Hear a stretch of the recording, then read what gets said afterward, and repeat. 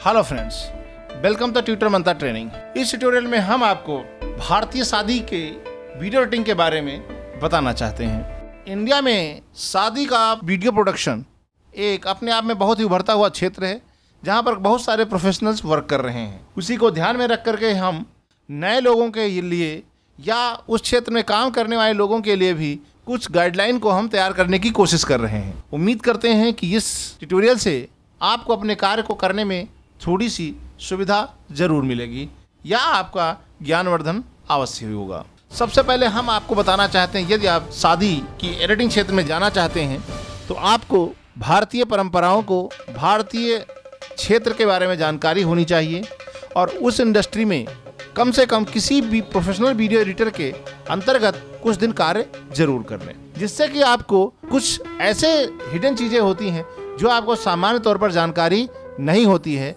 चाहे आप भले इस इंडस्ट्री में काफ़ी पहले से ही काम कर रहे हो। वर्तमान में बहुत सारे फोटोग्राफर्स या वीडियोग्राफी करने वाले लोग भी वीडियो एडिटिंग क्षेत्र में उतर गए हैं और अपना स्वयं ही उसके पोस्ट प्रोडक्शन करने की कोशिश करते हैं।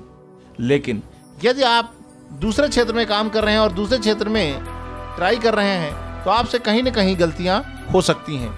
इसलिए उसको ध्यान में रख करके ही हम डू एंड डोंट का कब और कैसे प्रयोग किया जाए, इस चीज़ के बारे में हम बताने की कोशिश कर रहे हैं। वीडियो इंडस्ट्री में शादी के क्षेत्र में काम करने से पहले आपको इस बारे में जानकारी होनी चाहिए कि आप किन लोगों की शादी की पोस्ट प्रोडक्शन करने की कोशिश कर रहे हैं। भारतीय समाज में काफ़ी अलग अलग परंपराओं से शादियाँ होती हैं, अलग अलग क्षेत्र में अलग अलग तरीके से शादी होती हैं और अलग अलग धर्म में, अलग अलग जात में अलग अलग फंक्शंस होते हैं।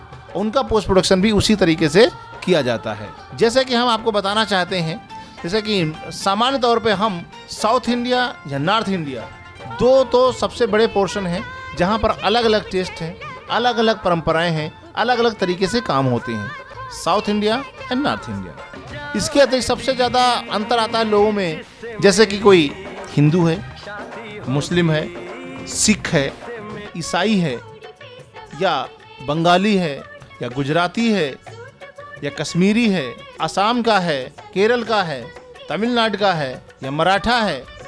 इस तरीके से अलग अलग जात के लोग अलग अलग परंपराओं से अलग अलग टाइप से पोस्ट प्रोडक्शन करवाते हैं। तो सबसे पहले आपको ये ध्यान में रखना होगा कि जब आप किसी भी भारतीय शादी का पोस्ट प्रोडक्शन करना शुरू करें तो आप उस जाति, उस धर्म या उन लोगों से बातचीत अवश्य करें, क्योंकि और वीडियो एडिटिंग सबसे पहले आप सोशल स्टेटस पे भी वीडियो पोस्ट प्रोडक्शन का काफ़ी असर पड़ता है।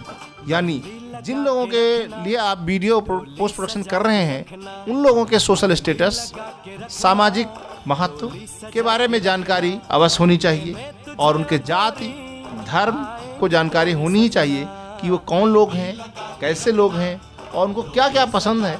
उनसे आप एक बार बात जरूर कर लें। यदि इसके अतिरिक्त यदि आपको पोस्ट प्रोडक्शन करना चाह रहे हैं तो किन किन चीज़ों को ध्यान में रखना होता है। हर धर्म के लिए, हर जात के लिए अलग अलग परंपराएं होती हैं, अलग अलग फंक्शंस के सीक्वेंसेस भी अलग अलग होते हैं। उनको ध्यान में रख करके ही आपका म्यूजिक का selection, short selection, montages, titles, backgrounds और ग्राफिक्स एलिमेंट का चुनाव आपके क्लाइंट के धर्म, जात, सोशल स्टेटस या उनके इंटरेस्ट को ध्यान में रख के ही किया जाता है। सामान्य तौर पर हम आपको दिखाना चाहते हैं कि क्या क्या चीज़ आज की डेट में शादी के एडिट में प्रयोग किया जाता है। शादी का एडिट करते समय आपको यह ध्यान में रखना पड़ता है कि सबसे पहले यदि आप वेडिंग वीडियो एडिटिंग क्षेत्र में जाना चाहते हैं तो आपके पास क्या किन किन चीज़ों की जानकारी या क्या क्या चीज़ें आपके पास होनी चाहिए। सबसे पहले आपको ये जानकारी होनी चाहिए कि आप किस फॉर्मेट पे या किस ऑपरेटिंग सिस्टम पे काम कर रहे हैं और किस वीडियो एडिटिंग सॉफ्टवेयर का प्रयोग कर रहे हैं। जैसे कि आप मैक पे काम कर रहे हैं तो एडोबी प्रीमियर पे कर रहे हैं या एडीएस पे कर रहे हैं या पिनाकल स्टूडियो पे काम कर रहे हैं या कोरल वीडियो स्टूडियो पे काम कर रहे हैं या एविड पे काम कर रहे हैं या एविड लिक्विड पे काम कर रहे हैं या अन्य बहुत सारे सॉफ्टवेयर्स हैं, उनमें से किसी का चुनाव करके काम कर रहे हैं।